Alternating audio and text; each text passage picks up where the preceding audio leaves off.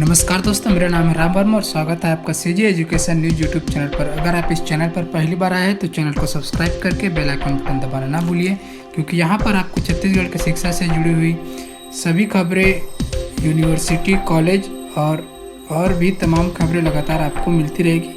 और साथ ही साथ वीडियो को लाइक करते चलिए, क्योंकि इससे मुझे मोटिवेशन मिलता है और मैं आपके लिए रोज़ इस प्रकार की वीडियो बनाते रहता हूँ। तो चलिए फटाफट से स्टार्ट करते हैं। तो पहली खबर जो आ रही है रायपुर से, तो यहाँ पर देखते हैं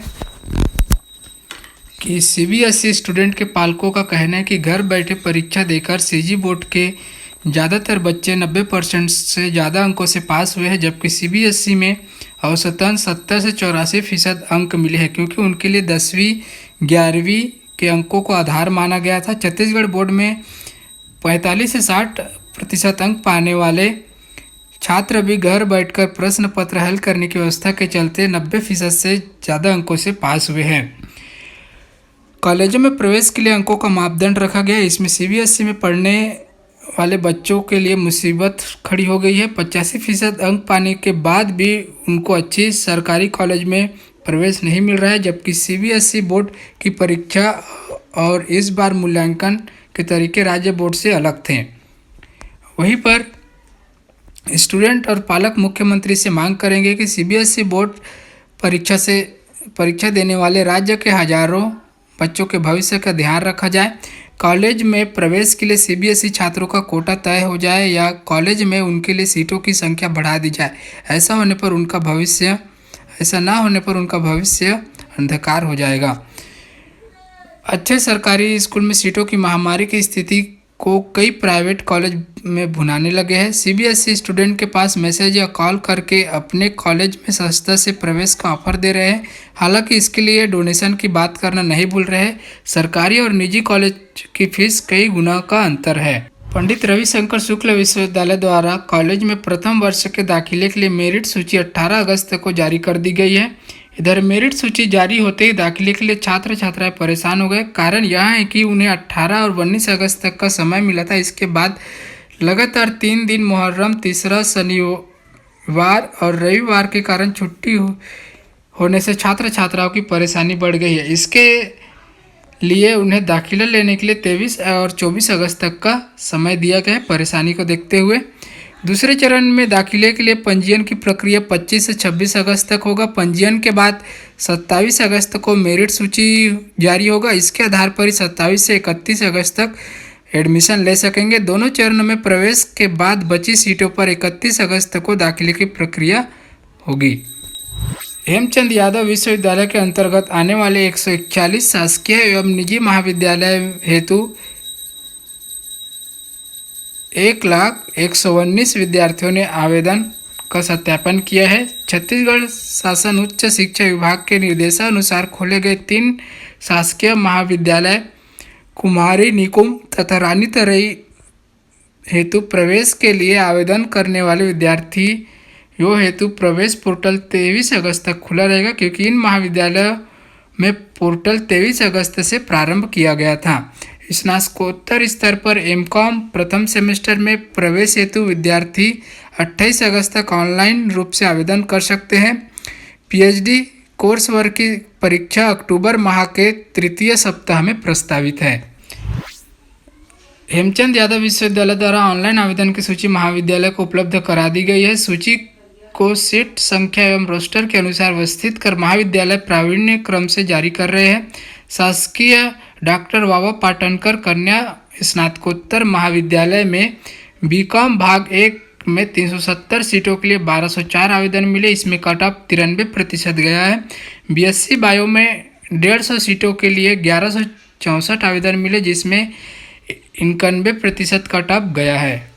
तकनीकी विश्वविद्यालय में संचालित एमबीए तथा एम फार्मेसी कोर्स में सीटों के आवंटन के लिए जल्द ही ऑनलाइन काउंसलिंग शुरू की जाएगी। यूटीटी में चलने वाले इस पाठ्यक्रम में छात्र छात्राओं को प्रवेश काउंसलिंग के बाद ही दिया जाएगा, जहां अन्य पाठ्यक्रम की काउंसलिंग डीटीई रायपुर द्वारा की जाएगी। वही फार्मा काउंसलिंग ऑफ इंडिया से अप्रूवल नहीं मिलने से master of pharmacy counselling CSVTU लेगा। नए शैक्षणिक सत्र में दाखिला के लिए CSVTU काउंसलिंग प्रक्रिया का शेड्यूल भी जारी करेगा। इस तरह से पहले चरण की काउंसलिंग में सीटें खाली रही तो दूसरे चरण की काउंसलिंग की जाएगी। सभी नियमों को ध्यान में रखते हुए काउंसलिंग की प्रक्रिया शुरू की जाएगी। कॉलेजों में ऑफलाइन पढ़ाई शुरू हो गई है, इसके बावजूद इस बार दूसरे और चौथे सेमेस्टर की परीक्षा ऑनलाइन होगी। सेमेस्टर परीक्षाएं 23 अगस्त से शुरू होगी। परीक्षा में शामिल होने के लिए छात्रों को कॉलेज से आंसर शीट मिलेगी। हेल्पलाइन नंबर भी जारी किया गया है।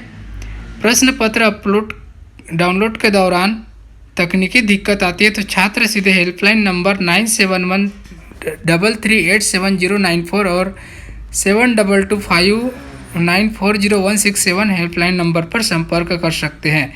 विश्वविद्यालय के अधिकारियों ने बताया कि छात्र सुबह 11 बजे से संबंधित विषय के प्रश्न पत्र डाउनलोड कर सकेंगे।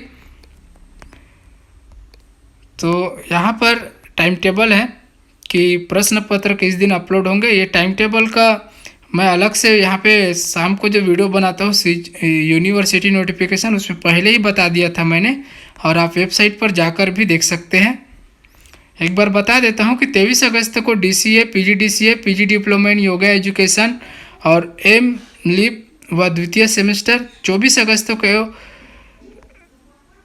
LLB द्वितीय सेमेस्टर और सिक्स्थ प्रथम, तृतीय और पंचम, ATKT, VP.Ed, MSW द्वितीय और चतुर्थ सेमेस्टर, 25 अगस्त को MSc रसायन जीव विज्ञान भौतिकी वनस्पति विज्ञान बायोटेक्नोलॉजी माइक्रोबायोलॉजी गणित कंप्यूटर और होम साइंस चतुर्थ सेमेस्टर, 26 अगस्त को MSc रसायन जीव विज्ञान भौतिकी वनस्पति विज्ञान गणित कंप्यूटर बायोटेक्नोलॉजी माइक्रोबायोलॉजी और होम साइंस चतुर्थ सेमेस्टर, 27 अगस्त को MCOM द्वितीय और चतुर्थ तथा BBA द्वितीय सेमेस्टर, 28 अगस्त को MA समाजशास्त्र अर्थशास्त्र हिंदी अंग्रेजी इतिहास मनोविज्ञान भूगोल राजनीति और गृह विज्ञान चतुर्थ सेमेस्टर, 29 अगस्त को MA हिंदी अंग्रेजी समाजशास्त्र अर्थशास्त्र इतिहास भूगोल मनोविज्ञान राजनीति और गृह विज्ञान द्वितीय सेमेस्टर,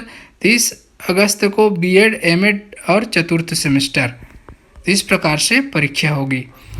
उसके बाद अगली खबर राजनांदगांव से ही लेते हैं। तो महाविद्यालय में दाखिले की प्रक्रिया शुरू हो गई। आगामी 23 अगस्त को प्रावीण्य सूची के आधार पर पहली सूची का प्रकाशन किया जाना है।